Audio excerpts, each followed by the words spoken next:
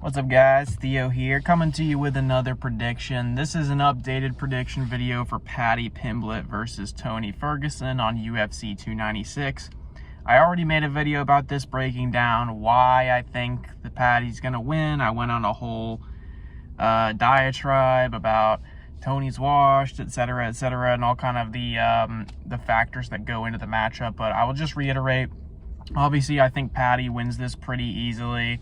I think Tony is pretty much washed at this point in his career, and while I do think that he still has some power and some ability on the feet, I just don't see him being able to survive the grappling with Paddy. Paddy's grappling is really, really good, and Tony's been wearing down his body doing this training with David Goggins, which is ultimately not going to help him in the ring. I mean, the only thing it's going to help him with, I guess, is the tough grittiness that he doesn't really need anyway in the first place. So Paddy's had a year off to train, man. He's coming in with a chip on his shoulder. He knows everyone thinks that he lost that fight against Jared Gordon.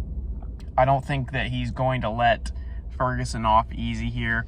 I do think Paddy is going to finish him, probably submission, maybe TKO, but I just don't see a path to victory for Ferguson to win here.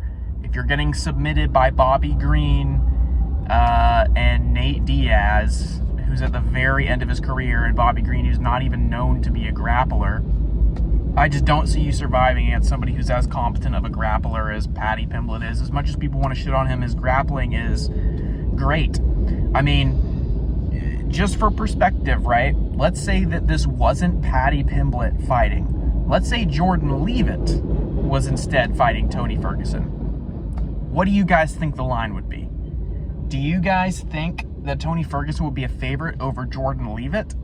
I don't think so, man. I think if you matched up Leavitt and Ferguson right now, I think you would have a billion people talking about how Leavitt can beat him. Even though Leavitt got totally outclassed by Paddy, people are going to say, oh, that's MMA math.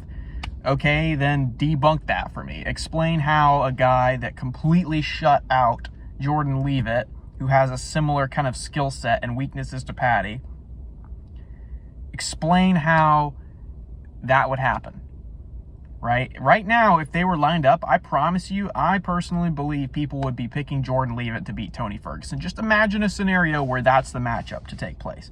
You telling me you don't believe that people would be picking Jordan Leavitt to beat Ferguson?